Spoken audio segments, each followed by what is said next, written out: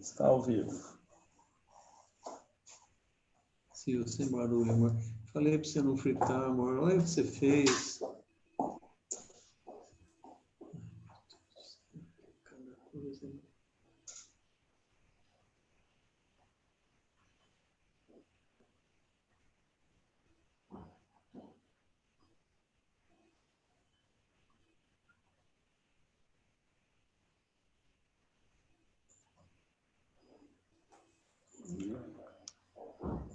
Ele é mestre, ele é doutor também, não? É? Pela Unicamp?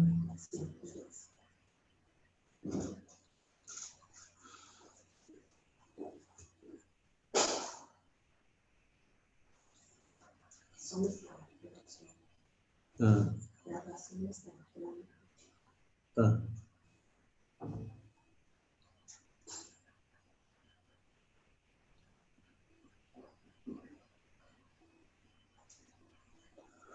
Estamos ao vivo, a Priscila vai dar o ok quando entrar lá, e aí eu falo para vocês. Professor Joaquim Fantin, tudo bem? Calma, fica calmo. Não. Ó, disseram que eu tenho que esperar um pouco, vamos esperar.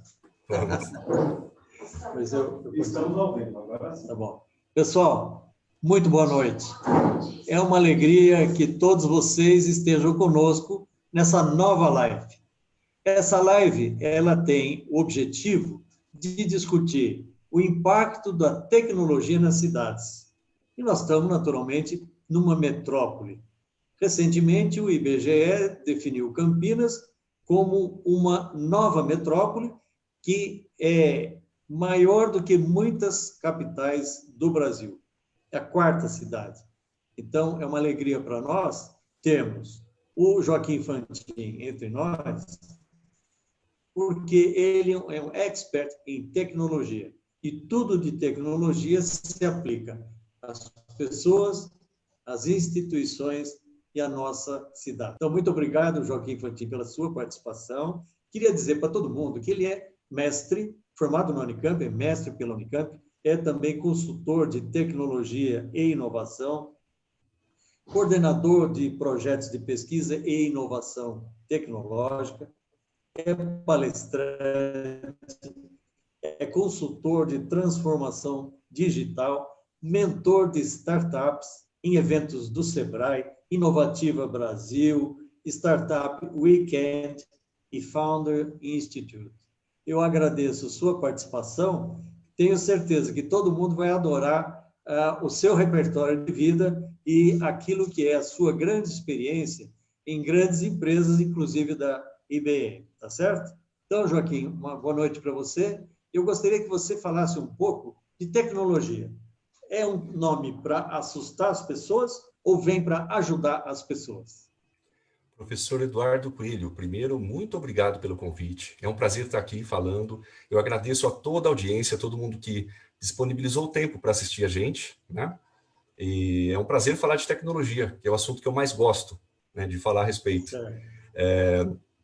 E, na verdade, a tecnologia, quando eu era criança, eu entendia a tecnologia como telescópios no espaço, robôs, coisas muito futuristas, coisas muito avançadas, né? E a vida foi passando, a gente vai tendo experiências e ganhando um pouco de maturidade e vai aprendendo a ouvir outras áreas também, né? Eu tive a oportunidade de conversar com alguns arquitetos urbanistas que eles trouxeram um conceito muito interessante. A cidade, onde a gente vive, onde a gente mora, também pode ser vista como um tipo de tecnologia, né? E o que a gente tem passado, na verdade, ultimamente, de maneira muito drástica, é a tal da transformação digital. Então, a transformação digital nada mais é do que você pegar empresas mais tradicionais e aplicando processos, mudança de comportamento lá dentro, você consegue inserir a tecnologia de maneira muito mais avançada nessas empresas para elas ficarem atualizadas num novo modelo, num novo cenário que a gente está vivendo, né? E esse processo acaba afetando as cidades, né, professor? Então, se a gente pegar, por exemplo, coisas bem do dia a dia mesmo, a Uber, né, a empresa, quando ela chegou, ela gerou uma série de modificações, como as pessoas se transportavam. por um lado, ajudou muita gente, por outro lado, gerou polêmicas, né? Então, você tem essa transformação digital afetando as cidades das mais diversas maneiras, tá? E, por final, eu queria só concluir esse pedacinho falando que a pandemia, tudo isso, que essa situação que a gente está passando, essa situação sofrida, né, com muita dificuldade, ela veio a impulsionar, a acelerar todo esse processo de transformação digital que a gente está vivendo. Uma coisa que estava prevista para acontecer em 15 anos, está acontecendo numa janela de meses. As empresas estão sendo obrigadas a se adaptar para poder, as que conseguem se adaptar para poder sobreviver a esse cenário, né, professor? Eu acho que essa seria a minha introdução, tá? Bom, eu sou engenheiro de formação e, obviamente, para mim, tecnologia é algo inerente à minha profissão, né? Quando eu me formei, estavam em operação os primeiros computadores, né? Então, a gente foi entre os primeiros que até ajudou a desenvolver softwares, porque não existiam os softwares, né? Hoje você compra o software, você entra, compra uma app e de graça entra no seu laptop, no seu celular ou no computador. E isso é um ganho espetacular. Naquela época a gente tinha que começar do zero, desenhar tudo, e a IBM, na época, fez um papel espetacular nessa direção, né? Mas eu aprendi a mexer com tecnologia e isso passou a ser como se fosse um braço para mim, um olho para mim, era natural. Agora, para muitas pessoas, há um certo receio de que a robotização, o excesso de tecnologia, de alguma forma, acaba tirando o emprego das pessoas. Como é que você vê isso, você que mexe com isso o dia inteiro, como é que você pode mostrar para as pessoas que a tecnologia passa, ela tem gerações e ondas de tecnologia, e em todas elas o homem ficou vivo e continuou trabalhando e mudou as suas estratégias, né? Eu queria que você desse alguns exemplos para dar um pouco de confiança para as pessoas que ficam um pouco atemorizadas frente, sobretudo, a esse processo de robotização. Professor, obrigado pela pergunta. A gente observa que há várias ondas, né, tecnológicas, desde a era industrial até a que a gente passou mais recentemente, né? É muito, muito, muito difícil a gente prever o futuro, dizer com certeza o que vai acontecer, mas eu posso passar alguns cenários, né? Onde eu vou dizer que o melhor cenário, e eu acredito nesse cenário, eu luto por esse, como cidadão, né, eu luto por esse cenário, é um cenário em que as profissões elas são substituídas por profissões de valor agregado diferente. Então, você tinha quem é telefonista antigamente, que deixou de existir, mas surgiram outras profissões que permitiram as pessoas também conseguirem empregos, né? O que está acontecendo recentemente é um pouco diferente disso, é um pouquinho diferente, mas que eu vejo também um cenário possível, um cenário positivo possível. O que está acontecendo, professor? A gente, na verdade, a gente chegou na era da cognição, da inteligência artificial. Então, até a era da industrialização e mais recentemente, o que a gente tinha, as pessoas, eram trabalhos manuais que os robôs passaram a fazer. E aí você passa a ter pessoas criando robôs, cuidando de robôs. Agora a gente tem a era da cognição, em que em certas funções do cérebro, ou certas capacidades, falando de maneira mais simples assim, elas podem ser substituídas, né? Então, eu acredito que para manter os sistemas num cenário positivo, que eu luto por ele e gostaria que acontecesse nesse cenário positivo, a gente tem novas funções surgindo que substituem as funções atuais. Porém, existem alguns estudos que dizem que depende muito de como a sociedade vai se comportar, como as empresas vão se comportar e como o poder público vai se comportar para poder ajustar qualquer eventual desequilíbrio nessa substituição, tá? Tá certo. O Joaquim, nós vemos no atual momento uma mudança radical nos procedimentos das empresas, de uma forma geral, sejam empresas pequenas, médias ou grandes. As pessoas começaram a trabalhar em home office, quer dizer, a partir da sua própria casa, trabalharam com computadores, se relacionaram com as empresas e os clientes através da internet. Enfim, até o mobiliário das cidades vai se modificar. Por exemplo, eu vejo entrevistas na CNN, grandes autoridades mundiais dizendo que aqueles prédios maravilhosos da Quinta Avenida nos Estados Unidos, eles não vão desaparecer porque eles estão lá fisicamente, mas vão mudar de mãos, eles vão mudar de destinação e muita gente não vai mais precisar, talvez, se deslocar tanto pelas cidades ou entre os estados e países para poder desenvolver o seu papel. Isso já está acontecendo e vai acontecer cada vez mais. Como é que você vê a mudança de comportamento pessoal e institucional ou das corporações em relação a essa questão muito radical que aconteceu e nos obrigou a apressar o avanço tecnológico? Professor Eduardo, uma curiosidade antes de responder a sua pergunta, eu trabalho em home office faz 15 anos aproximadamente. Então, a gente que é de tecnologia acaba estando ligado a algumas tendências, né? Antes de que a onda venha. Eu vou responder de 3 maneiras, professor. Primeiro, do ponto de vista da família, depois do ponto de vista da empresa e depois da cidade, tá?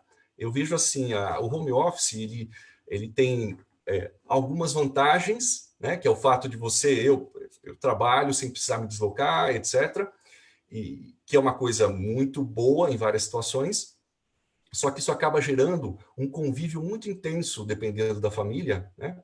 E da formação da família, do estilo da família, e o home office acabou trazendo muito contato, né, dos membros da família. Esse contato acabou gerando uma necessidade de se entender melhor, que daí é uma questão mais até mais psicológica. Então, do ponto de vista da família, o home office trouxe muitas coisas boas, mas também algumas reflexões. Do ponto de vista da empresa, professor, eu vejo que qualquer diretor que observar que esvaziando a empresa e deixando todo mundo de home office economiza e traz produtividade, a tendência dele é manter esse cenário, né? Então, se ele observou lá que, vamos imaginar que uma empresa tenha um andar na Avenida Paulista lá, eu uso a Paulista como exemplo porque é um ícone, né, para a gente, um andar cheio na Paulista, é uma empresa de serviço de escritório, eu vou dizer assim que é um serviço mais burocrático, vamos dizer assim. Então, essa empresa aplicou o home office, todo mundo foi para casa, e ele observou nesses meses de pandemia que é possível trabalhar assim, tecnicamente possível, o comportamento dos funcionários é adequado, e ele economizou dinheiro, a pergunta é por que ele voltaria? Então, é uma questão de análise econômica da empresa. Ele vai falar, eu não vou querer voltar a gastar não sei quantos milhões para manter aquela estrutura. E se a gente for pensar na relação da empresa com o empregado, isso poderia ser visto como um benefício. A empresa chega para o funcionário e fala, como várias multinacionais fazem, né? Olha, você pode morar onde você quiser. Então, ele vai deixar de ter... Ele economiza, inclusive, no Vale Transporte. A empresa economiza no Vale Transporte e deixa ele morar em qualquer cidade que ele queira. Na cidade dos pais, ele pode retornar. Então, a tecnologia trouxe um impacto muito grande, né, na relação da empresa com o funcionário. Essa é a primeira coisa na visão das empresas. Você falou mais 2. Isso. E, na verdade, a última... Tem a família, tem a empresa, e a última coisa que eu queria falar em relação ao mercado imobiliário. Eu tenho conversado com algumas pessoas, porque eu conheço pessoas que investem em salas comerciais, vou chamar assim, salas comerciais. E a pergunta é, se as empresas fazendo as contas, elas vão tender a não voltar, muitas, né, de back-office, vão tender a não voltar para as salas comerciais, como vai ser reconfigurado, de fato, o que você falou, professor, o uso daquele prédio, o uso daquele espaço, o que vai acontecer? Vai voltar a ser alugado? O valor do metro quadrado nas metrópoles ou nos centros vai sofrer alguma alteração? Vai ser utilizado de uma outra maneira alternativa que a gente desconhece, né, que depende aí de alguma negociação? Então, essas reflexões que eu queria trazer, basicamente essas 3, tá? Tá certo. Bom, já tem gente fazendo pergunta. E eu queria te colocar que tem mais de 300 pessoas assistindo simultaneamente essa nossa live.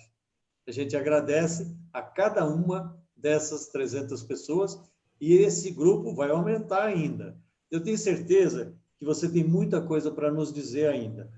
O McNeil Hoods está colocando que Campinas tem um dos maiores, se não o maior parque tecnológico do Brasil. Mas ele acha que ainda os investimentos de grandes empresas que poderiam vir para cá estão ainda tímidos, que poderia vir mais. Eu, particularmente, acho que a cidade de Campinas devia promover um incentivo para que grandes empresas viessem, já com essa nova tecnologia e essa nova forma adaptada a esse novo normal pós-pandemia, para que a cidade, então, desse uma resposta rápida em termos de desenvolvimento, gerando trabalho e renda e tudo mais. Porque a tecnologia, ela é muito boa, mas ela tem que ser usada a serviço do homem, tá certo? A serviço da melhoria da qualidade de vida das pessoas. Então, ele está colocando isso, e o que você acha em termos de impacto imobiliário? Como é que é possível atrair novas empresas quando elas estão achando que talvez o imóvel não seja a coisa mais importante, e muito menos a sua localização? Muito legal a pergunta, agradeço também a audiência das pessoas. Eu gostaria de separar empresas de tecnologia, professor, em duas frentes, vamos chamar assim, duas frentes, tá? A primeira frente de hardware, de coisas físicas, né, de robôs, robótica, de fabricação, de fato, né? E a segunda frente de software, que é uma coisa, a parte de programação mesmo, tá? Na parte de hardware, robótica, de fabricação, eu acredito que deva haver muitas oportunidades e possibilidades para Campinas atrair empresas, né? Na parte de software, também, apesar de que o mercado ele sofreu essa pequena mudança. Então, as empresas de software, especificamente, perceberam que elas podem trabalhar descentralizadas. Queria fazer um parênteses, professor. Eu tenho observado, por outro lado, vamos esquecer a pandemia um pouquinho, tá?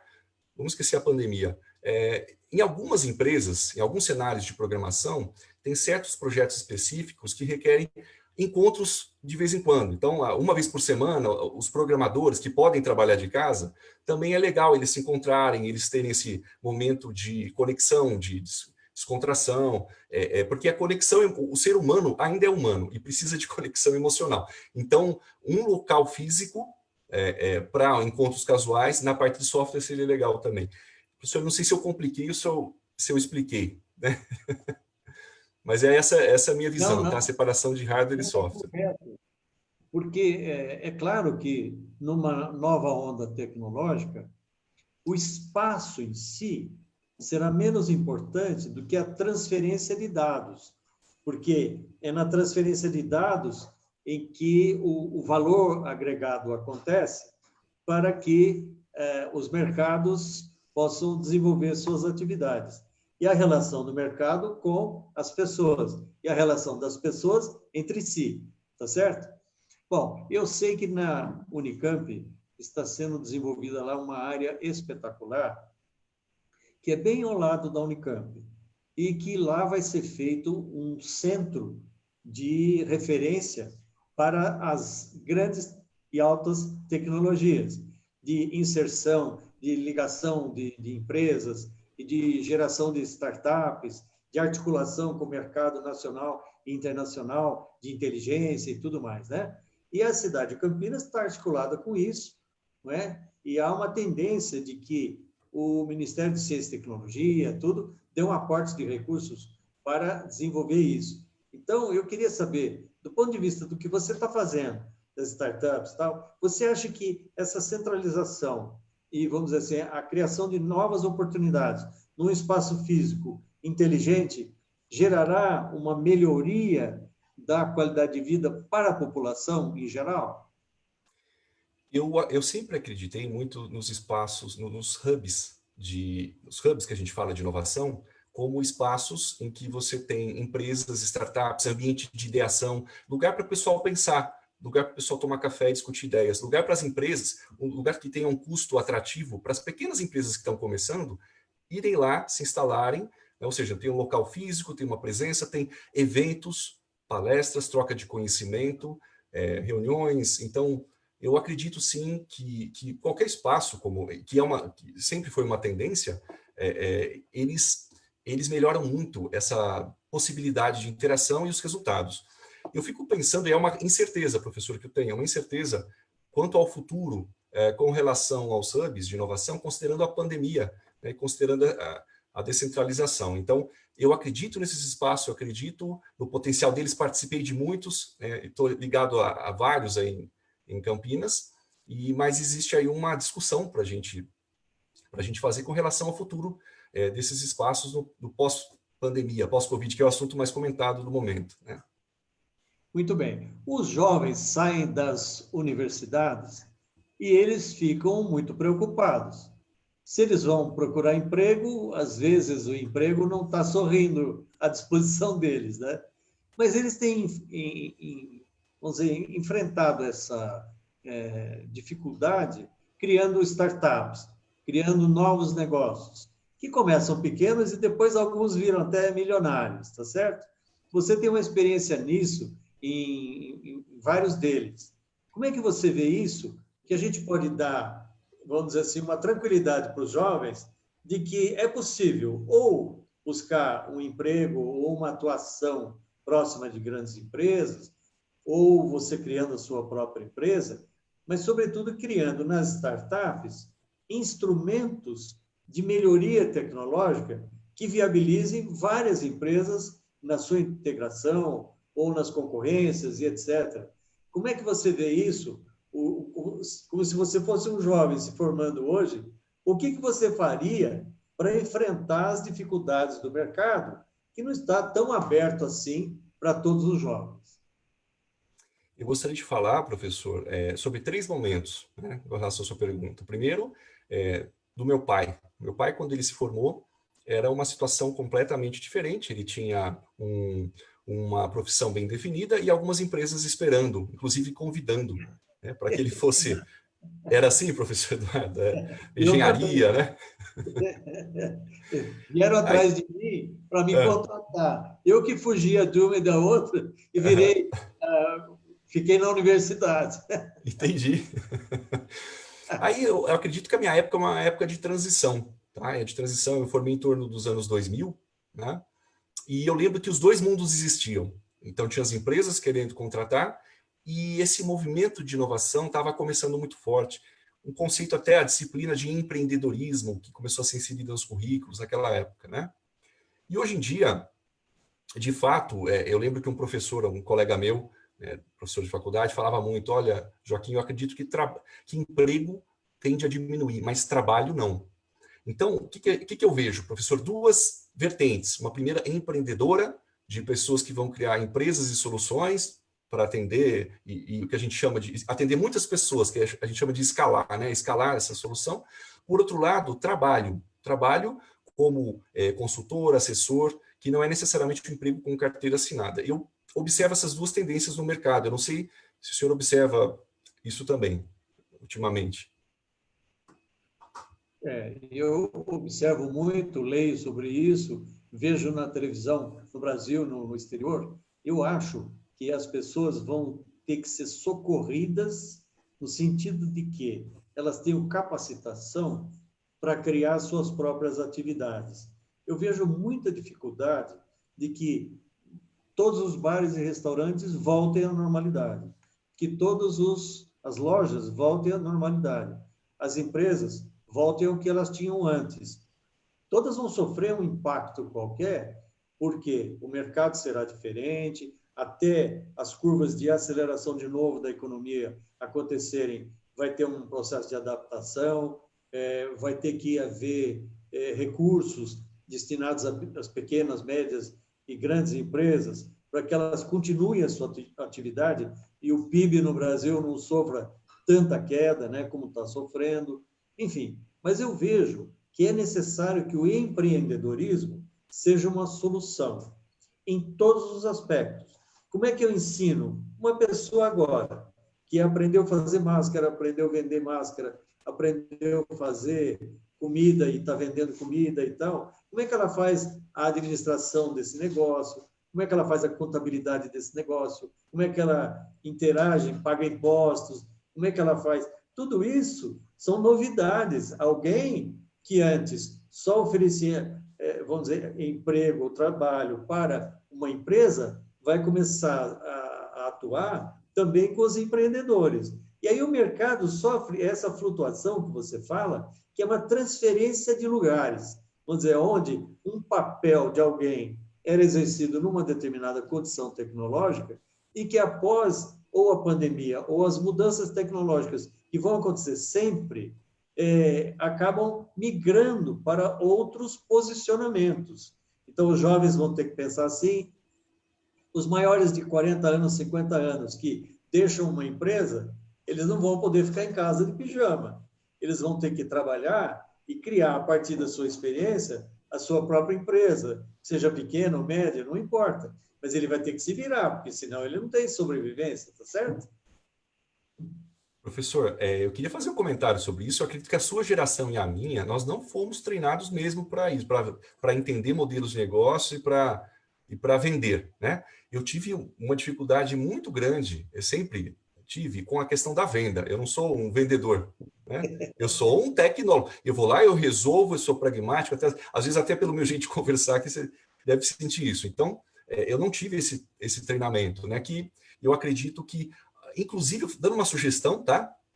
Para quem está assistindo a gente agora, eu vejo marketing digital muito nessa linha, né, que é uma questão tecnológica, é uma estratégia de apresentação do seu serviço ou produto na internet, mas que vai trazer alcance, vai trazer vendas. Então, agora a gente misturando a tecnologia e as vendas, né, eu acredito muito no marketing digital como uma ferramenta útil, aplicável para as pessoas que estão aí. Mas eu não tive isso e eu sempre sofri muito com essa parte de vendas, tá, professor? Perfeito. Bom, eu também, a nossa geração foi criada para arrumar emprego nas empresas, né? E depois você vai vendo com o tempo que você precisa virar empreendedor, gestor, você precisa saber falar melhor, você precisa se articular com as outras pessoas, com as outras empresas, seja nas atividades públicas ou privadas, né? Mas o Joaquim, o Anderson Mendes, que é um professor muito joia, jovem, mas muito promissor e uma pessoa assim de muita capacidade de compreensão de tecnologia aplicada à educação, ele está dando boa noite para nós e está dizendo do prazer de participar dessa live junto conosco. A Gláucia Virginelli, que é administradora de empresas, ela faz um comentário, não é uma pergunta, mas ela diz: é preciso pensar nessas novas tecnologias para que elas contribuam diretamente para a qualidade de vida das pessoas, facilitando suas atividades diárias em todos os setores. É para isso que você trabalha, né? É para isso que a gente trabalha, professor. E assim, eu acho importantíssimo explicar que toda tecnologia que vem, nós temos pessoas que têm contato com ela, o que a gente chama de papéis. É uma pessoa que usa de um lado, outra que usa de outro lado, por exemplo, né, para usar aquele sistema, o aplicativo. É muito difícil, é um desafio enorme, enorme, de equalizar para que o sistema seja justo para todos, para que certo sistema atenda a todos de maneira natural e tranquila, vamos dizer assim, né? Sem abusar de nenhuma das partes, tá? E é um desafio, viu? Obrigado pelo comentário. Isso, a Glaucia é uma pessoa muito bem formada e ela sabe disso. Bom, nós temos nas cidades mecanismos para que as cidades, de alguma forma, possam se adaptar às tecnologias. Nós estamos falando de startups e tal, de empresas, mas existe a área oficial também, a área pública, não é? Como que a área pública pode estar adaptada a essas tecnologias, fazendo com que as pessoas interajam com a prefeitura, com o Estado, com as associações e tudo mais, de uma forma mais rápida, mais eficaz, perdendo menos tempo de deslocamento. Como é que você vê isso? Como é que a gente pode usar a tecnologia a favor do desenvolvimento das cidades, na inter-relação das cidades com os cidadãos? É uma excelente pergunta, professor. Antes, eu gostaria de só fazer um comentário sobre a implementação de tecnologias nas cidades e sobre a burocracia envolvida nisso. Então, assim, a gente quer fazer alguma coisa, a gente quer resolver. Eu sinto que existe, toda startup que surge, a gente sempre recomenda para primeiro atender o setor privado e só depois pensar no setor público. Porque o setor público tem certas características, né, que o senhor conhece bastante. Eu vou dar um exemplo, tá, de uma coisa que eu questiono, eu, Joaquim, cidadão, questiono. Né?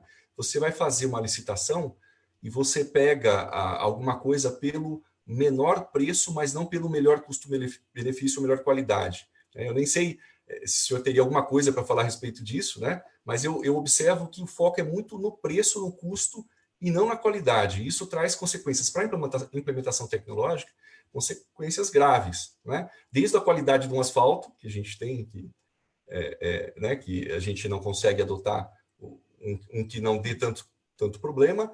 O senhor teria alguma coisa para falar a respeito disso, professor, desse Olha, processo? na área pública, sempre é necessário fazer exatamente o que se faz na área privada. Só que ela tem algumas regras diferentes e velocidades diferentes. Por exemplo, se você é dono de uma empresa ou está no board de uma diretoria, se decide alguma coisa, dali 7 dias está implementado. Por quê? Porque há uma decisão vertical, de cima para baixo, as partes se conversam, tem todo esse mecanismo de adaptação, se faz coleta de preço e toca o serviço e a atividade nova. Na área pública é diferente, você precisa fazer concorrências, as concorrências obedecem a editais, os editais demoram, muitas vezes eles são questionados, e o Tribunal de Contas tem que olhar. Enfim, é todo um processo que pode demorar muito mais tempo. Por isso que ele precisa ser muito bem pensado, para que no momento que ele seja implementado, não haja dúvidas. Primeiro, a questão da honestidade, né? Quer dizer, você tem que fazer as coisas sempre de uma forma que o erário público seja sempre preservado e nunca haja nenhum desvio de finalidade. Em segundo lugar, que haja uma capacidade de convencimento das pessoas do uso daquela tecnologia nova. Porque se você vai fazer, por exemplo, uma marcação de consultas num centro de saúde, a partir de tecnologia de informática, você com um app no seu celular, você faz a marcação, as enfermeiras entram em contato com você, dizendo, você vem mesmo na consulta ou não? Como é que está o seu filho que você trouxe aqui? Melhorou a febre dele? Como é que está? Tudo isso é um processo de interação que demanda que as pessoas que usam o serviço público queiram interagir com ele. O serviço público esteja preparado para dar as respostas correspondentes àquela tecnologia embarcada que está a serviço dele, para estar a serviço de uma melhoria do desempenho, vamos dizer assim, daquele tipo de atividade. Por exemplo, nas escolas, os professores hoje estão utilizando tecnologias em ambientes de aprendizagem que antes não utilizavam. Então, se as crianças estão adaptadas para interagir com os professores, os pais participarem, dar os seus pitacos, fazer avaliação junto com o professor, etc., se criou um ambiente tecnológico na área pública que também pode ser utilizado na área privada, com a mesma velocidade e tal. Mas, para isso, tem todo um processo de implantação que é diferente da área privada. Às vezes alguém pensa assim, não, mas eu vou entrar na área pública, em 2 minutos eu vou resolver todos os problemas. Não é assim. Você precisa de diálogo, você precisa de participação, convencer as pessoas, criar um mecanismo para que isso aconteça de uma forma tranquila e que não haja, vamos dizer assim, nenhum tipo de preocupação de que aquilo vai estar demitindo não sei quantas pessoas, etc. É preciso um processo muito amadurecido de gestão para que haja esse convencimento e uso dessas tecnologias. Quando você fala com um jovem numa startup, é diferente. Ele já começa a criar, ele faz, ele já põe no ar, é muito mais simples, tá certo? E rápido, né? É isso mesmo. É que eu sempre observei isso, professor. Por exemplo, quando surge uma tecnologia muito revolucionária, muito nova, a sociedade já se assusta. Né? Nossa, o que é isso? Começa a lidar com isso. até chegar no legislativo, para eles entender o que é, para poder legislar a respeito, tem um período muito grande, né, de tempo, e é natural que tenha esse período. Eu fico pensando como será o nosso futuro cada vez mais, considerando que a tecnologia ela vai cada vez mais rápido, o que a gente chama de exponencial, né? Ela está mudando tão rápido, tão rápido, tão rápido.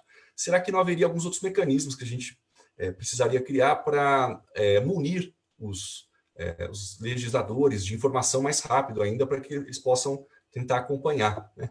É certo. Mas você vê, Pedro, um exemplo muito bom é o do judiciário. Antes, você, para ter o acesso a qualquer processo, você tinha que ir lá no Palácio da Justiça ou na cidade judiciária, fazer uma petição que demorava para ter resposta, para que você, então, tivesse acesso a partes de um processo. Ou como advogado, ou, sei lá, alguém que tivesse essa oportunidade. Hoje, está tudo no computador. Você vê lá uma consulta ao TJUS, você vê os processos, como é que está o andamento, tá? Os juízes despacham eletronicamente, os documentos são encaminhados à justiça eletronicamente, tudo isso modificou. Na área, por exemplo, do direito, meu filho Alexandre Coelho, ele é especializado na área de inteligência artificial aplicada ao direito. Então, os robôs fazem otimização de análise dos processos para ver as tendências de decisão e tudo, e ele hoje defende isso, sabendo que o advogado é sempre a figura mais importante, não é? Mas os mecanismos colocados à disposição do advogado hoje são enormes. Na área da construção civil, a hora que você faz, antes você fazia viagens de avião para você fazer um levantamento planetimétrico, tá certo? Hoje, você faz de uma forma muito tranquila, usando outros instrumentos. E tudo mais fácil, conectado, com cores que você altera, fazendo em 3D. É tudo diferente. Então, tudo ficou muito mais simples, tá certo? É claro que a pessoa tem que ser, ela tem que compreender tudo aquilo, usar bem o software para não dar resultados errados. E isso você, na área de tecnologia, pode dizer muito melhor do que eu, porque você está atuando em vários nichos, desde a educação tecnológica até mesmo a implantação de produtos para a melhoria de determinado processo, não é verdade? É isso mesmo, professor. E falando em educação e transformação digital, eu queria contar uma história rapidamente aqui.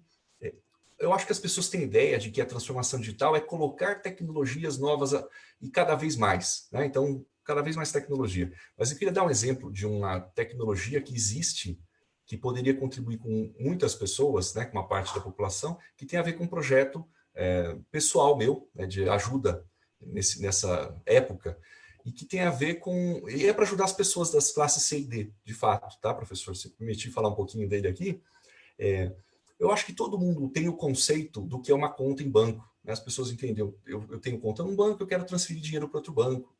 E existe uma situação que acontece, é que alguns bancos, né, grandes bancos aí, eles cobram a tarifa das pessoas que têm menor renda, que têm menor condição. Então, se a Ana quer mandar para a mãe dela, sei lá, R$ 20, o que ela faz? Ela não vai pagar R$ 10 de TED, ela vai pegar, vai até o centro, vai sacar dinheiro. Veja, a gente está numa pandemia, professor. Então, ela vai ter que pegar uma fila num banco ou lidar com dinheiro físico, que transmite bastante. Então, uma ideia que eu tive é lançar uma campanha, que na verdade é o conceito de TED sem tarifa, que, nossa, mas Joaquim, como é que você vai convencer os grandes bancos a cancelarem a tarifa de TED? Qual o impacto que vai ter neles, né?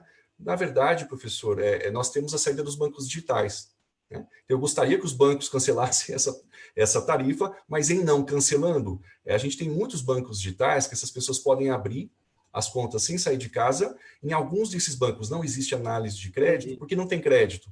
Eles não têm crédito. Na verdade, é uma conta depósito, em que o dinheiro pode circular para operações orgânicas de maneira mais fluida, ou seja, você não bloqueia, você não corre o risco de aumentar a contaminação. Então, qual que é a ideia, professor? Uma tecnologia já existente, e se você tirar essa tarifa nesse momento, você habilita a tecnologia, e você acelera a transformação digital. Tá? É isso que eu gostaria de falar sobre esse projeto. Tá bom. Bom, o Anderson Mendes volta aqui com uma colocação de que a inteligência artificial deve ser explorada pelo poder público.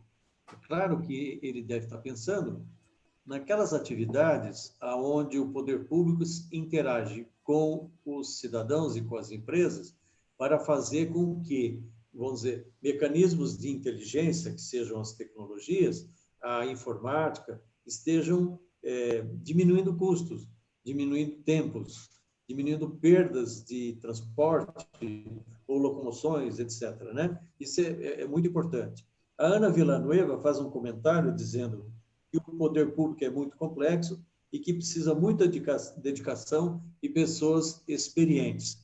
Aí ela se refere a mim, mas eu, vamos dizer, não estou querendo falar nessa live de nenhum processo eleitoral, nem nada. Eu estou falando de coisas assim que, de fato, sirvam para os cidadãos de uma maneira geral, né? Mas, de qualquer forma, aquelas pessoas que são vocacionadas para entender tecnologia e se juntar a outros que entendem e tal, elas têm melhor condição para poder entender a modernidade atual, né? E a modernidade do futuro. Como é que você vê agora, pós-pandemia, como é que ficam as startups, como é que fica a nova inteligência, como é que você vê você daqui a pouco, depois que isso passar? Os seus amigos daqui a pouco, depois que isso passar, eu e todo mundo que interage com a tecnologia, como é que nós vamos ficar? Nós vamos tomar um susto ou vai ter uma adaptação normal de mudanças de hábito de uso tecnológico? Bom, professor, eu acho, obrigado pela pergunta. Em primeiro lugar, eu acho que a gente não vai voltar exatamente como era antes, né? Muita coisa, a gente vai acabar ficando com algumas lições aprendidas desse processo e dessa época que a gente passou. E todas, né, que o senhor mencionou muito bem, as startups, empresas novas, inclusive o tipo de serviço que eu presto, vamos dizer que está nesse universo de startup, ele já prevê em contrato, por padrão, home office há alguns anos. Então, qual que é o padrão? Já é home office. Então, se possível, eu apareço aí. Então, eu acredito que essas startups e todas as empresas novas já funcionam assim. Quem vem da área de TI, de programação, já é um pouco assim, né? Eu tive a oportunidade, para contar uma curiosidade, na minha empresa de software, tinha um programador excelente, excelente, mas ele nunca saía de casa, a gente não via o rosto dele direito, era o jeito dele. Tem pessoas bem diferentes aí, né, com perfis diferentes. Então, quem é de TI já está um pouquinho mais acostumado. Eu acho que quem não é, que sente isso bastante, né, essas mudanças bastante, e eu sinto falta, particularmente, de um café, de uma conversa, né, de amigos, que eu tenho evitado bastante sair de casa. E eu acredito, então, que a gente não vai voltar totalmente, vai haver, assim, essa curva de adaptação, e algumas coisas a gente tem que pensar a respeito. Inclusive, professor, a possibilidade, uma pergunta bem lá na frente, bem estratégica, a possibilidade de outras ondas como essa aparecerem. Eu sei que é triste falar nisso, mas de maneira estratégica, se daqui a 10 anos surgir de novo, a gente vai estar preparado? Como é que a gente vai reagir, né? Então, eu acho que é isso. Então, você vê que em outros países, onde as praias já começavam a ser utilizadas, vamos dizer, o comércio estava aberto, os shoppings, as empresas voltaram às suas atividades, uma segunda onda está acontecendo. Então, mais gente contaminada agora e tal. É claro que o Brasil precisa passar pela primeira ainda. Nos grandes centros, onde os aeroportos existem, as primeiras contaminações aconteceram. Então, as grandes cidades tiveram um pico enorme de evolução da doença e agora estão começando a refluir. E agora a interiorização da doença está acontecendo. Então, já está tendo uma segunda onda no Brasil, que está dentro da primeira, mas é uma segunda onda de local, não é? A onda geral continua crescendo, mas se você pegar a onda São Paulo, já começa a achatar. A onda do interior paulista ainda está subindo, e vai subir mais ainda. Na Itália, uma segunda onda acontecendo, na Alemanha, na China, uma segunda onda acontecendo. Claro que, de alguma forma, você fala assim, bom, eu entendo tecnologia, gostei da utilização, ficou bom para mim, agora eu quero voltar a abraçar as pessoas. Claro que isso é bom, né? É bom fazer churrasco, é bom fazer tudo. Mas nós ainda estamos numa fase em que amigos mais próximos estão começando a se contaminar e a morrer, entendeu? Então, é claro que a tecnologia ainda vai fazer o nosso braço que abraça, vai ser através do computador, da internet e tudo mais, né? O que você acha? Eu acredito nisso, sim. A gente tem todos esses mecanismos quer dizer, a gente poder falar agora nessa live, conversar, estar em contato visual, ouvir a voz da pessoa. Então, o ser humano, como um ser que tem várias sensações, a gente pega o máximo possível dessas sensações para estar próximo de quem a gente ama, de quem a gente gosta. E é o que está acontecendo, né, professor? Eu acho que Tá certo. Eu vejo, por exemplo, na parte cultural, né? Às vezes, algumas lives de artistas que eles pegam assim, um trecho de músicas onde a letra e a música é cantada por alguém na Austrália, outro nos Estados Unidos, outro na Inglaterra e tal. E aí eles juntam na live uma mesma música cantada, partes dela por uns, partes por outros. E podem ser grandes artistas. Isso faz com que a pessoa que está em casa e tal tenha uma alegria de contato com seus ídolos e tal. Então, ela fica isolada, ela fica triste, por outro lado, ela fica abraçada por um conjunto de atividades geradas por meio tecnológico que permitem que ela se sinta presente naquele lugar, tá certo? é, Bom, o Magno Ruth, professor, só oi, um comentário ainda sobre essa questão dos artistas. Se os bares estão fechados, não tem eventos, como é que esses artistas ganham dinheiro? Surgiu, eu vi em alguns, né, algumas situações, artistas que se apresentam e fazem a vaquinha virtual, com a possibilidade de algumas doações para quem está assistindo. É claro que isso está começando, né, uma onda que está começando, mas que mostra uma possibilidade tecnológica nessa situação, né? Uma tá. adequação aí. O McNeil está colocando que a indústria 4.0 veio para ficar, quem não acompanhar estará fadado ao fracasso. Bom, as indústrias estão passando por uma redução na sua produção de algo em torno de 20 a 40%. Isso está acontecendo na área de serviços também. Uns 28%, outros 32%, dependendo da atividade. Isso é uma pancada na economia, no Brasil e no mundo inteiro. No mundo inteiro se fala que os produtos internos brutos, o tal do PIB, ele vai cair algo em torno de 3, 5, 7, 8%. Então, isso vai ser realmente alguma coisa importante. E com isso, a tal da indústria 4.0, que depois vai ser, vamos dizer assim, apoiada pelo sistema digital 5.0, tá certo? Que já existe na Coreia, na China e tal, e está sendo desenvolvido e aproveitado lá. Isso vai acontecer aqui e as empresas do 4.0 já vão ter que pular para o 5.0 de uma vez só, né? Bom, a Jeanette Franklin, ela é uma pessoa muito especial, ela tem uma atividade social muito intensa e ela pensa no empreendedorismo inteligente como sendo algo fundamental para se ter o sucesso na profissão daqui para frente. E ela acha que todas as atividades digitais são importantes para sobrevivermos nesse momento difícil e incerto. Eu queria saber se você está de acordo. Concordo, concordo com tudo que ela falou, sim. Eu vejo esse empreendedorismo digital como a solução de uma parte da população, né, professor? Eu acredito que quem puder ter acesso ao conhecimento, quem puder estudar, pensar em desenvolver soluções e tentar buscar um caminho próprio, de fato, tem muitas pessoas entrando em contato comigo, inclusive por causa da pandemia, falando a respeito desse assunto, dos desejos e vontades. Olha, eu gostaria de empreender na área digital. Eu acredito sim que é um caminho para uma parte da população. Você acha que os estudantes das áreas tecnológicas estão hoje saindo da universidade pensando no emprego que ele vai ter ou na startup que ele vai criar? O coração deles né, dos estudantes que eu tive contato, é mais de startup, é mais de empresa própria, é mais de cuidar do seu caminho, né, e enfrentar todos os desafios que decorrem dessa decisão aí.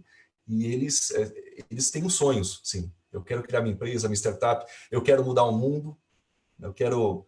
E aí o grau varia, né, de intensidade de cada um, mas eu vi bastante isso, professor. Tá certo. Você acha que o Brasil, em relação aos outros países, ou Campinas em relação a outras capitais brasileiras, nós estamos hoje nos adaptando aos movimentos de tecnologia mundiais ou nós estamos muito atrás em relação ao que se faz em outros países?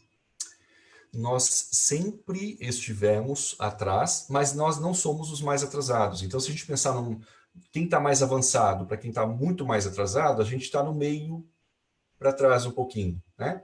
O que é natural, professor, considerando a história do país, considerando também, eu acho que faz parte, tá? A cultura do país, até um nível de corrupção que existe em algumas situações, infelizmente, né?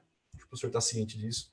E isso acaba afetando, né, como as coisas acontecem, etc. Então, eu acho que o país está atrás, mas eu acho que o software, o digital, a gente tem condições em muitas soluções, inclusive tem soluções inovadoras do país em relação ao mundo, para várias áreas aí. Eu acredito que a gente tem condições de se aproximar bastante, porque a distância é grande, tá, professor? Se a gente pegar a Coreia do Sul, Japão, existe mesmo a China agora está muito avançada tecnologicamente, né? Então, mas, por exemplo, em relação à vacina, os outros países sabem que o Brasil é um formulador de vacinas competente, Uhum, uhum. né? Você vê Fiocruz, o Instituto Butantan, estão muito aparelhados para desenvolver vacinas também. E os outros países estão procurando o Brasil para validar a vacina, por exemplo, contra o coronavírus, né? Então, nós estamos atrasados, mas do ponto de vista, por exemplo, da genética, da biologia celular e uma série de atividades, nós, na agricultura, nós estamos à frente de muitos países, tá certo? Bom, uma coisa também que eu queria dizer para você, eu sempre fui uma pessoa ligada à educação. Mesmo engenheiro de formação, eu sempre fui professor, fui secretário de Educação de Campinas, montei a Metrocamp junto com o Zé Luiz Junqueira, e você foi 10 anos professor lá, não é? Sei que você deu uma contribuição espetacular. Eu vejo a educação como a única forma de equalizar as oportunidades. Por exemplo, você falou agora há pouco de que há uma tendência de que as tecnologias sejam espalhadas para as pessoas de uma forma democrática, para que todos possam ter acesso a custos menores. Mas existem parcelas da população que ou não tem computador, ou não tem acesso à internet, e isso é uma dificuldade grande. Eu vejo que, através da educação, você dá uma boa condição de conhecimento para as pessoas, para elas enfrentarem os desafios da vida atual e futura e poderem ter acesso a essas tecnologias. Eu vejo muitas crianças de bairro, jovens, mexendo no celular com uma capacidade de velocidade muito grande, de compreensão, de uso disso ou daquilo, de apps e tudo mais. Então, eu acho que hoje há um espalhamento dessas oportunidades de acesso à informática, exatamente porque a educação dá uma base suficiente para que essas crianças e jovens tenham acesso. Eu sei que você também, como professor, só pode concordar com isso. Mas como é que você vê ainda um atraso que a gente tem de qualidade na educação pública para a gente chegar nesses momentos em que você possa dizer: eu sou um cara da tecnologia, estou espalhando aqui e todos vão ter acesso. Como é que a gente vê essa universalização e democratização do acesso à tecnologia? Professor, eu só queria fazer uma correção ao que eu disse antes. Eu falei muito no sentido da tecnologia de informação, né? O senhor até falou em outras áreas, né, que o país é mais avançado. Foquei muito na minha área, no meu comentário, né? Bom, eu acredito, professor, na educação como um instrumento real, válido, efetivo, né, para Inclusive, todas essas potências tecnológicas passaram por esse processo para chegar lá. Eles estruturaram a educação, eles investiram em educação, começando pela educação de base e assim por diante.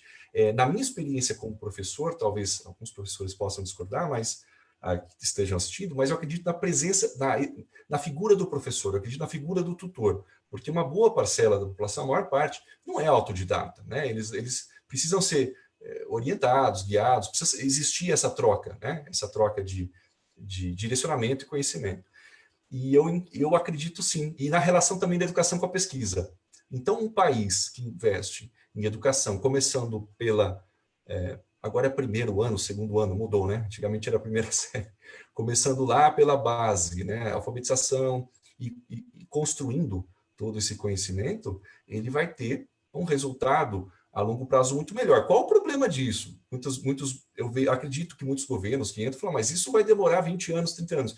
Mas eu sinto a falta de posturas de longo prazo no país. Então, em projetos piloto, vamos dizer assim, de projetos estratégicos que olhem o Brasil daqui a 50, 100 anos. Né? Eu não sei a sua visão, professor, mas minha opinião é essa. Tá? Não, mas é verdade. Eu acostumei, dentro da área pública, que eu já participei muito, eu tenho a certeza de que a palavra-chave é continuidade. É um foco, uma decisão, implantação que seja correta, naturalmente, que seja eficaz, e, ao mesmo tempo, a palavra continuidade, porque é isso que vai fazer com que, ao longo do tempo, a educação melhore definitivamente, né? E, por falar em educação, tem aqui a Carmen Júlia Skrepnek Pereira. Ela sempre põe esse nome, o nome da mãe dela é complicado pra caramba, entendeu? Mas eu falo para mostrar para ela que eu sei falar. Bom, ela pensa em educação o dia inteiro. E ela fala que a educação privada já se beneficiou da tecnologia para continuar a educação em tempos de pandemia. Como ampliar isso e viabilizar uma tecnologia de qualidade e baixo custo para a educação pública? É possível? Além disso, se a escola pública começar a pensar no ensino híbrido, esse que, em parte, é feito em sala de aula e, em parte, é feito através de educação remota, à distância, não teríamos uma redução de custo a longo prazo? Eu vou responder primeiro pela segunda Pergunta pergunta. difícil. Né? Duas perguntas, né? A segunda, eu acredito que sim, tá? A professora Carmen, minha colega, né, a gente era professor juntos, né? E eu acredito que sim, haverá uma redução de custo se a gente fizer a implantação dessas tecnologias. Agora, a primeira pergunta, que é mais difícil de ser respondida, professora Carmen, é o seguinte: você precisaria de pessoas pensando a parcela, tecnólogos, empresas, pensando a parcela mais pobre da população. Então, eu dei esse exemplo, eu volto a insistir, de habilitação aí da transferência de dinheiro. Eu tive que parar, pesquisar, entender que esse era um gatilho, uma possibilidade para essas pessoas terem um alívio na pandemia e conseguirem transferir o dinheiro. É um exemplo pontual, mas assim, que a gente poderia estender. Então, que tipo de tecnologias poderia servir, professora Carmen, para as escolas, considerando dificuldade de conexão da internet, considerando, será que é por satélite, a gente consegue deixar isso barato, se o Brasil inteiro adotar? Então, assim, eu acho que é o foco nas classes C e D mesmo. Eu vejo assim, tá? Tá certo. Bom, eu estou de pleno acordo, né? Porque, vamos dizer assim, a educação privada em alguns setores da sociedade já está sendo desenvolvida e as crianças e jovens e os pais, os diretores, professores estão interagindo muito bem. Claro que com adaptações necessárias, mas tem tecnologia embarcada para isso, né? Na área pública precisa acontecer também. Bom, a gente queria mandar um abraço para o Marcelo Alexandre Brasil, ele que está sempre participando das nossas lives. Obrigado, viu, Marcelo? Um abraço, Marcelo. É isso. A Ana Villanueva, ela é arquiteta, é especialista na área de patrimônio histórico, é uma grande pessoa, e ela fez uma live conosco na semana passada. Foi muita gente que participou e gostou demais da participação dela. Bom, ela acha que o home office já era para estar funcionando há muito tempo. No seu caso, você falou que já vinha funcionando, né? Mas por causa da cultura do brasileiro, não havia sido implantado. A partir de agora, dificilmente deixaremos de usar este instrumento facilitador do trabalho e da vida, mesmo sem doenças. Ela acha que veio para ficar. É isso mesmo? Concordo perfeitamente. Obrigado pela contribuição, né? Pelo comentário. Eu acho que é isso mesmo, porque a pandemia provou que é possível. A gente tem aquela dificuldade, resistência, mas será que a gente vai adotar, né, uma mudança ou outra? Foi adotado, funciona para a maior parte dos casos, e a gente vai se ajustar agora, concordo com ela. Então, meus filhos estão trabalhando muito em home office. Nós também, em parte, né? Eu tenho que sair para cá ou para lá, conversar com as pessoas e tudo. Tem uma atividade profissional que às vezes exige esse contato. E eu faço com máscaras, com todos os cuidados, e as pessoas também, né? Mas tem um filho meu que desde o começo, o Alexandre, ele já está fazendo home office e ele tem 2 empresas em São Paulo, está interagindo, dando curso, fazendo um monte de coisa e está se adaptando maravilhosamente. Porque ele já é da área tecnológica, embora ele seja advogado, e falo que os advogados, às vezes, não conhecem muito de informática ou de matemática e tal, ele está já dando voos muito altos nisso, né? Então, ele tem trabalhado muito. E o pessoal que trabalha com ele, da mesma forma, passou a ser uma coisa natural. Ah, vamos fazer uma teleconferência. Ela é feita. Existem vários softwares hoje colocando à disposição. Esse que nós estamos falando, podia ser 4 pessoas, 8, 10 pessoas conversando ao mesmo tempo, né? Então, isso tudo eu acho que veio mesmo para ficar. Tem coisas que não dá. Vai ter uma partida de futebol que tem que ter os atletas no campo, tem que ter as pessoas assistindo. A mesma vontade de você ver um esporte, você vê a transmissão de uma ópera, do samba, enfim, de qualquer atividade cultural, esportiva ou mesmo política, né? Tudo isso enriquece a vida humana. Mas tem coisas que vão acontecer naturalmente dentro do computador. Vai ter momentos em que a gente vai conseguir passar emoção mesmo à distância. Por exemplo, vamos criar alguns emojis, vamos criar alguns tipos de personas que vão mostrar: eu estou te abraçando, eu estou te beijando, eu estou, vamos dizer assim, dizendo para você que eu gosto de você. Então, esse tipo de coisa, a tecnologia nunca vai afastar. Nós que vamos convencer o robô a ficar mais humanizado, mas ele jamais tirará de nós a condição humana. O que você acha? Eu concordo, inclusive, indo um pouquinho mais na área tecnológica, como a gente recebe o mundo pelos sentidos, né, professor? Tem nariz artificial, você sente algum mecanismo que exala odor, outro que sente o odor, você tem a questão do tato mesmo, da pele. Então, muita coisa tem sido desenvolvida nessa área também para aproximar as sensações da presença de outras pessoas. Então, a tecnologia realmente está se adequando ao que é o ser humano, que a gente precisa, né, para viver e ser feliz. Bom, a professora, você também conhece, lá da Unimetrocamp, a professora Maria José da Costa Oliveira, que foi muitos anos coordenadora lá dos cursos de Publicidade e Propaganda e de Relações Públicas, ela, como a Ana fala que a tecnologia tem evoluído aceleradamente, veio para ficar, o problema é que a educação não acompanhou essa evolução. Isso tem gerado sérios impactos, em especial junto a grande parcela da população excluída desse maravilhoso mundo novo. Eu tenho um certo otimismo em relação a isso, porque eu acho que as tecnologias estão se barateando. Aquilo que eram computadores antes muito caros, eles estão mais baratos hoje. Eles podem ser comprados à prestação. Então, em muitas casas, vamos dizer assim, de menor poder aquisitivo, os instrumentos tecnológicos de interação estão acontecendo. E muitas vezes, se a internet não é de alta velocidade, ela tem alguma velocidade suficiente para que as pessoas interajam, né? Isso através do celular também e tal. Então, muitas vezes, nas escolas públicas, a gente vê os professores mandando mensagens de WhatsApp para os alunos, mandando conteúdos, mandando através de ambientes de aprendizagem, que no governo do Estado de São Paulo são muito bons nas escolas públicas estaduais, e a gente vê essa evolução. É claro que tem um monte de gente que fica um pouco à margem disso, ou por questões financeiras, ou por questões do próprio status familiar, né? Que nem sempre uma mãe de família que tem 4, 5 filhos, ela tem condição de tomar conta de um, fazer a lição com o outro, remotamente, interagindo com a escola. Às vezes há algumas dificuldades, né? Mas eu tenho um certo otimismo de achar que o Brasil se adapta. Você se lembra do tempo que a gente fazia a eleição com papel, todo mundo achava que aquilo era a única forma possível, hoje todo mundo vai lá, preenche a urna, tudo ficou fácil e a eleição, à noite do mesmo dia, já se sabe quem vai ser o presidente da República. É um troço fantástico, né? Como é que você vê essa evolução ao longo do tempo?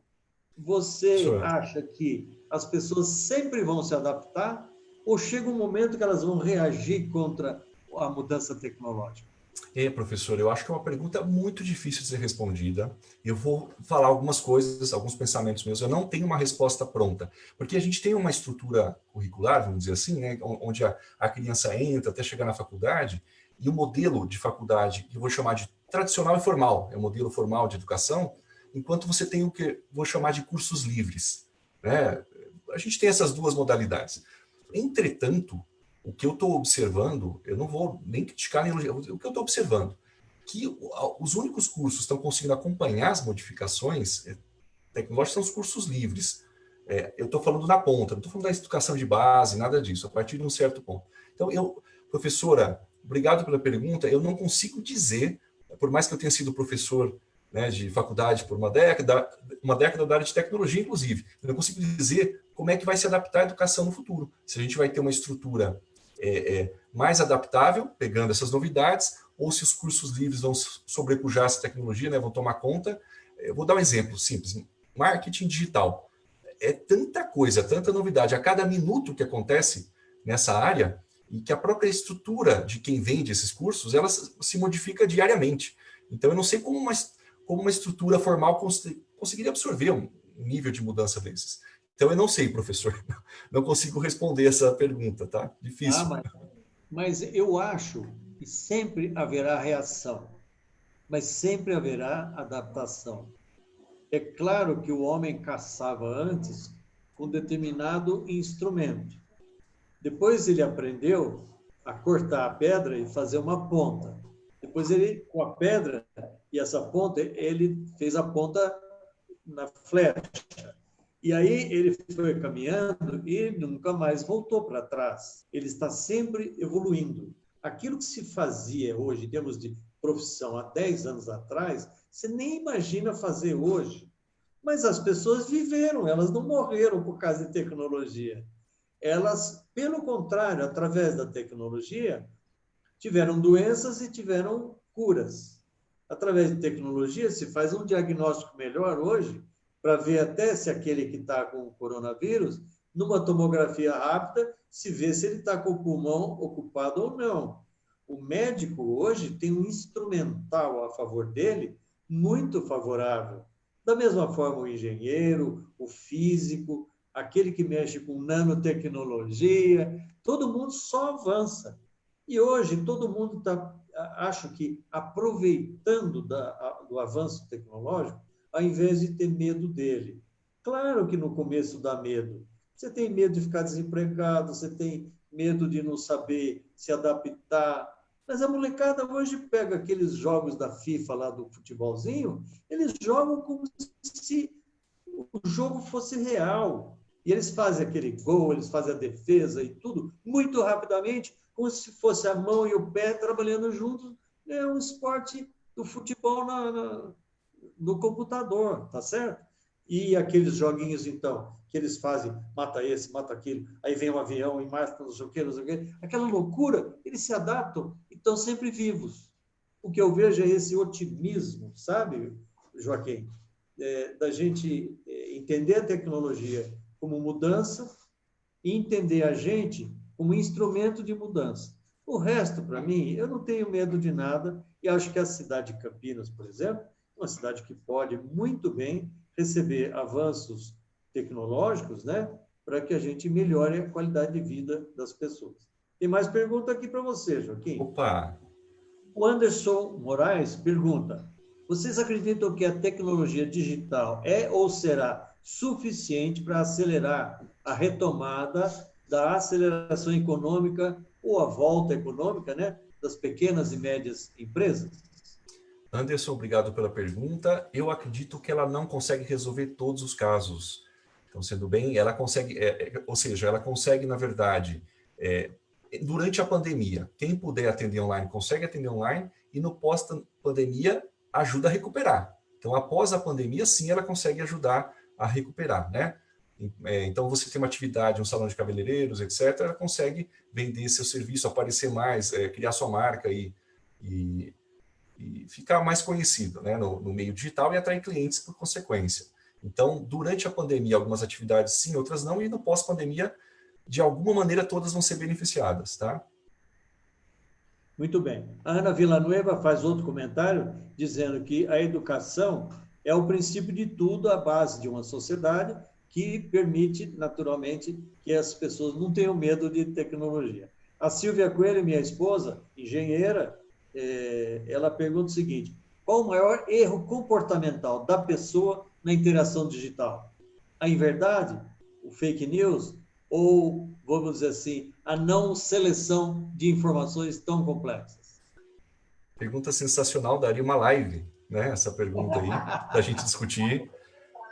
Mas, de fato, eu vejo o seguinte: a tecnologia, as redes sociais, principalmente, elas, pelo menos até o ponto em que elas funcionaram, né, a maneira como elas vinham funcionando, elas mostram tudo de bom que tem do ser humano, mas potencializam muito de ruim também.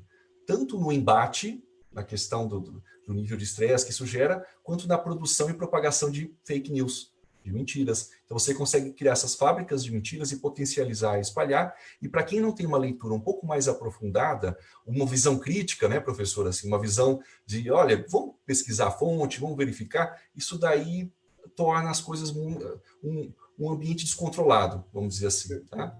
Tá muito bem. Professor Joaquim Fantin, foi uma alegria enorme estar com você aqui, me permito chamar de você. Muita gente assistiu, interagiu conosco, há comentários que depois, aqueles que nós não conseguimos responder, vamos responder no WhatsApp de cada um, na nossa página e tudo. Queria agradecer você pelo enriquecimento dessa live. Você foi espetacular, você é espetacular. E a gente agradece por toda a sua vida dedicada à ciência, à tecnologia, às pessoas, à evolução e ao desenvolvimento. Muito obrigado por tudo, viu? Professor, o prazer foi meu. Agradeço as palavras e o tempo dedicado. Eu aprendi bastante hoje. Obrigado, viu? Um grande abraço. Vamos dar um tchau para todo mundo aí. Tchau, Obrigado, pessoal. gente. Boa noite. Tchau, tchau. Valeu.